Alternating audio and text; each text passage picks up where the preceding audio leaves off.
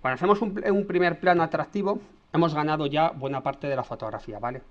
Entonces, un primer plano atractivo lo que hace es que lo primero que hace es que le da profundidad a la imagen, ¿vale? Y escala.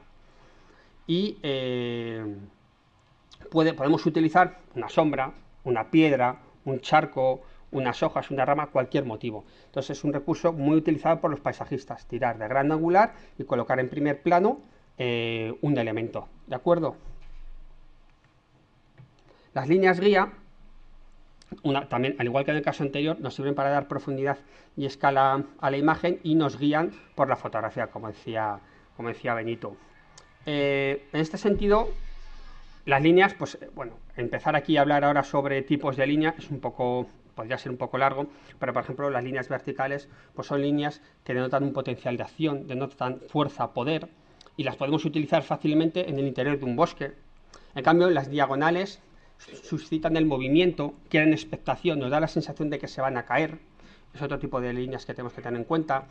Las líneas, por ejemplo, sinuosas, están más relacionadas con la belleza, con la sutilidad, entonces producen un mayor impacto dentro de las fotografías, ¿vale?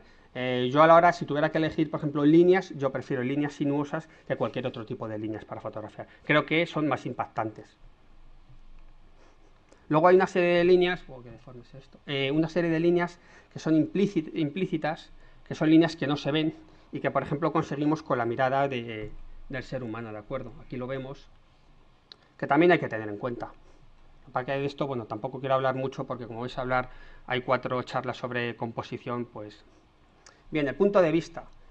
El punto de vista, bueno, ya ha hablado Benito y es lo que os decía, ¿no? Que lo normal es que todos cojamos la cámara, nos la echemos a la altura de los ojos y empecemos a hacer fotografía. Si hacemos un picado, lo que hacemos es que comprimimos los planos, entonces las formas geométricas y los dibujos empiezan a adquirir protagonismo. Y además hay una cosa buena, y es que nos tenemos que olvidar del cielo y del horizonte, con lo cual cometemos muchos menos errores. Por lo tanto, que salimos a hacer fotografías, pues no podemos ir con la cámara todo el rato disparando así, ¿vale? Y además en formato horizontal. Insisto, hay que coger, cambiar, hacer fotos en horizontal, en vertical, panorámico, cuadrado y hacer picados y contrapicados. El picado también es muy útil porque podemos hacer reflejos, ¿de acuerdo? Entonces, cuando veamos un charco, aunque esté sucio, pero muchas veces te agachas y te das cuenta que hay una buena foto. Con un contrapicado, lo que hacemos sobre todo si utilizamos un gran angular, creamos una perspectiva exagerada también, ¿vale? Una vez más, dimensionamos la escena y le damos un cierto toque artístico a la fotografía.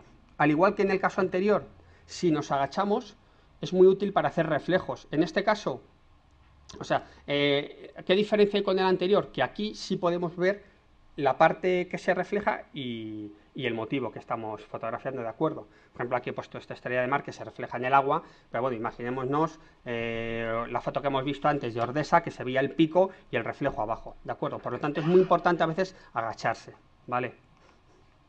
El horizonte, bueno, el horizonte también es decir lo que ha contado ya Benito. Bueno, si aplicamos la regla de los tercios, pues ya sabemos todo en qué consiste. Entonces, otro recurso que hay es cuando situamos el horizonte, perdón, cuando situamos el horizonte en medio. Entonces, claro, cuando situamos el horizonte en medio, lo que hacemos es que creamos dos mitades enfrentadas. Y, por ejemplo, cuando hay reflejos, resulta muy práctico. ¿De acuerdo? Tenéis que probarlo porque la verdad es que sí que funciona. Si lo situamos hacia arriba del horizonte, pues bueno, conseguimos dar mayor protagonismo a la parte que hay abajo, ¿no? Sobre todo si hay un primer plano. ¿Que queremos enfatizar el cielo, un contraluz, etcétera? Pues nos agachamos y situamos el horizonte abajo, ¿de acuerdo? Es decir, damos mayor protagonismo a la parte que hay arriba. Venga a insistir en que es importante eso, que no solamente tengamos que hacer fotos horizontales. Una fotografía horizontal evidentemente va a dar mayor estabilidad que una vertical, ¿de acuerdo? Una fotografía vertical además contribuye a dar mayor profundidad a la imagen. La fotografía panorámica es muy agradable a la vista, entre otras cosas porque también nosotros vemos en panorámico. Entonces yo creo que es conveniente que hagáis fotografías también en panorámico. Y una vez más comentaros el paisaje cuadrado que a mí, como me gusta mucho, pues bueno, siempre lo digo, que también es muy recomendable. De hecho, cuando tú vas a una revista, yo recuerdo una de voy a decir de mis profesoras, bueno, era directora de la revista, ¿no? Y me enseñó mucho, ¿no? Entonces, cuando yo llevaba las planchas de diapositiva, ella lo que hacía, decía, mira, David, vamos a ponerlas en la mesa y vamos a separarnos 2-3 metros. Y lo primero que hacíamos era ver el reportaje a 2-3 metros. ¿De acuerdo? Entonces ella empezaba a ver si yo había hecho fotos horizontales, si había hecho fotos verticales, si había variedad de luces, de colores. ¿De acuerdo? Soy directores de arte que lo hacen, es decir, que no necesitan coger la diapositiva, o sea, la hoja de diapositivas y ponerse a mirar. Digo hoja de diapositivas, imaginaros ahora un pantallazo con 20 fotos en digital. Es importante que el que va a ver esas fotos, que vea variedad, que diga, bueno, es que este tío aquí ya empezamos bien, ¿de acuerdo? Las luces laterales en composición a mí me gustan mucho, es lo que os decía antes. Yo creo que la naturaleza está llena de sombras, luces y sombras, y qué mejor que una luz lateral, ¿vale? Una vez más, os aconsejo aquí, por ejemplo, la utilización del polarizador para acentuar más todavía ese contraste, y bueno, que lo tengáis en cuenta. La atmósfera. La atmósfera, evidentemente, realza mucho nuestras fotografías, o sea, conseguir captar la atmósfera en una imagen puede ser fruto de la casualidad. Podemos ir a un sitio, podemos ir con el coche y de repente vemos un mar de nubes, vemos que hay bruma, etcétera, y hacemos la fotografía.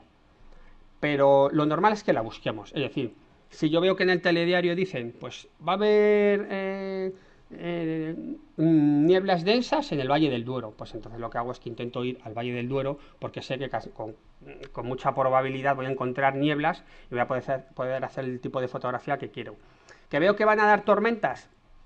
Pues estoy atento, sobre todo cuando va llegando la tormenta. ¿Por qué? Porque cuando va llegando la tormenta es importante porque, si os dais cuenta, hay unas zonas que tienen luz y en cambio la parte de atrás ya no. Entonces ese contraste a mí me gusta mucho aprovecharlo. Aquí, bueno, veis muy mal las fotos porque aquí se ve, bueno, si la pudierais ver, aquí se ve no tan oscuro, ¿no? Y en estos casos, una vez más, la utilización del filtro degradado de densidad neutra, porque incrementamos ese efecto de tormenta en las fotografías. Perdona, David. Sí. Hay un montón de preguntas. Víctor Belmonte Vicente preguntaba que si podías volver a explicar el tema de los dos filtros Sí. cuando estabas en condiciones donde había agua en el ambiente, y decía también que si tenías problemas de condensación al poner dos filtros juntos en esas condiciones. No, no tengo problemas de condensación y lo que hago es, tengo un portafiltros, en el portafiltros que tengo puedes poner 3 filtros, si no me equivoco, o 4 filtros, ya no me acuerdo. Bueno, digo que no me acuerdo porque lo que hago es que, claro, si tú pones todos los filtros, es decir, si tú tienes el portafiltros, en función del objetivo que utilices os puede viñetear. Lo que tenéis que hacer es coger los tornillitos que hay detrás, los aflojáis y una parte de delante la paséis atrás. Eso se puede hacer. O sea, si probáis a hacerlo, es muy sencillito. Tenemos un portafiltros.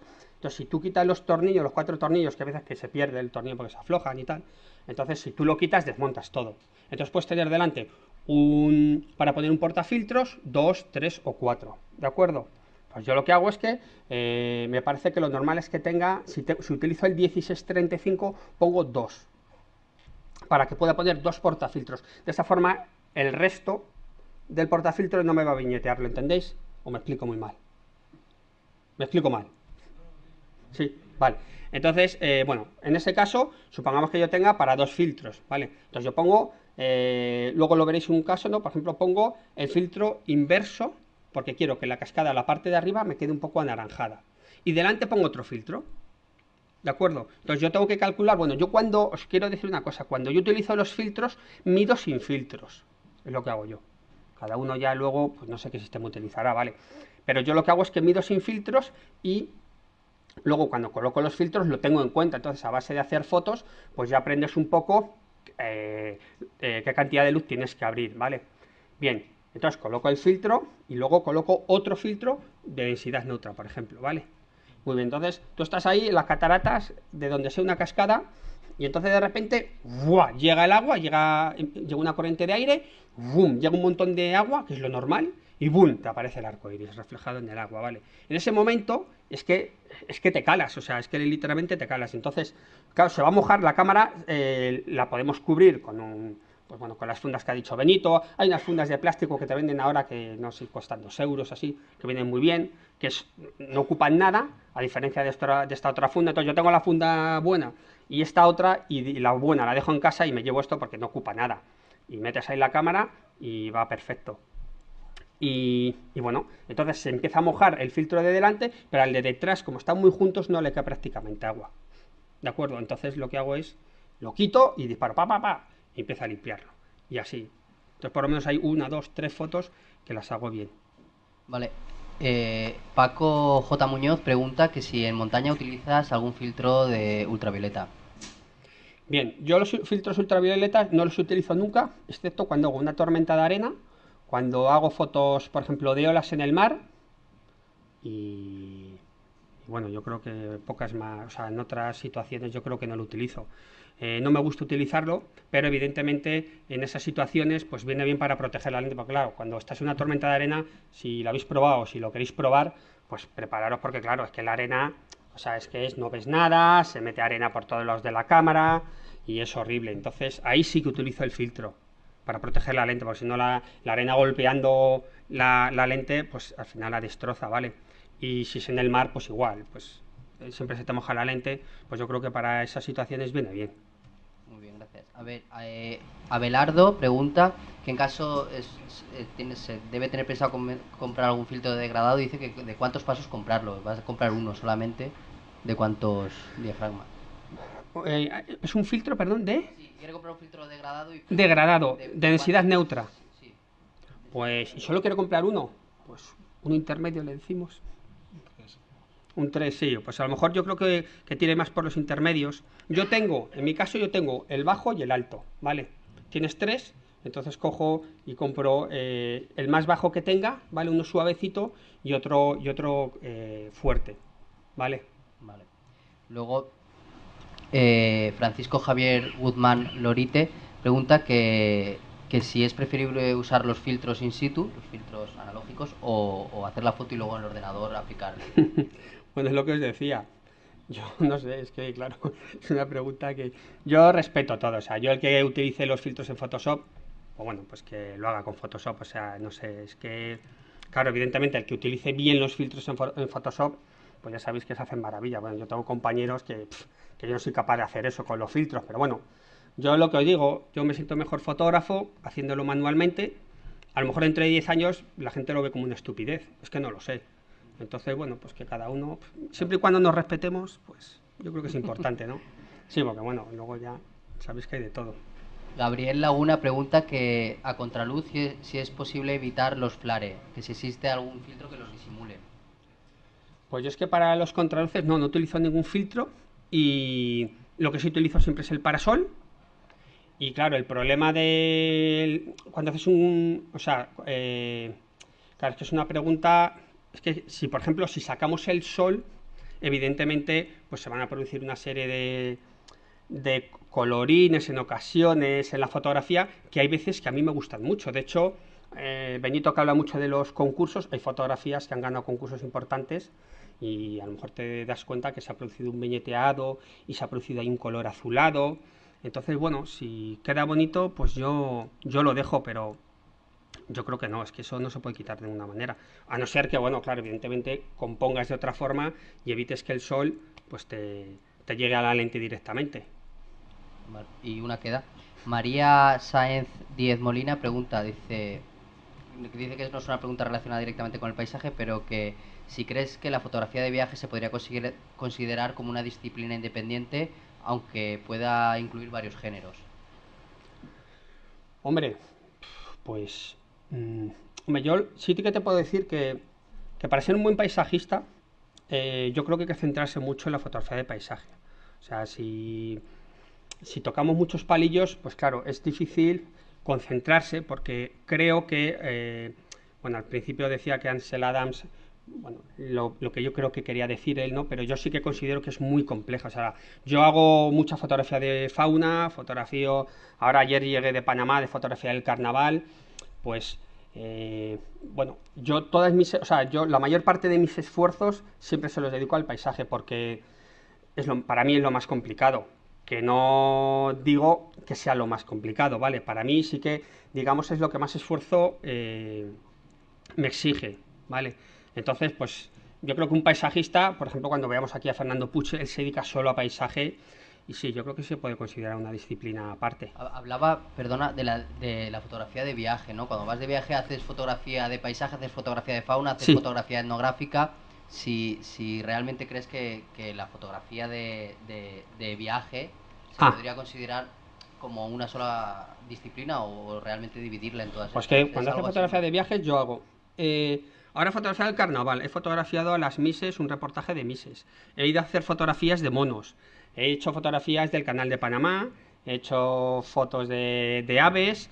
Es decir, que haces, claro, tal variedad de fotografías porque es lo que me exige la revista. O sea, yo tengo que presentar un reportaje sobre Panamá y claro, si hago el carnaval, pues tiene que salir el carnaval, tienen que salir las Misses, cómo se maquilla, cómo se visten, insisto, y otras cosas que la gente pueda ver en Panamá. Entonces, claro, es que tratas, al final haces fotos de todo.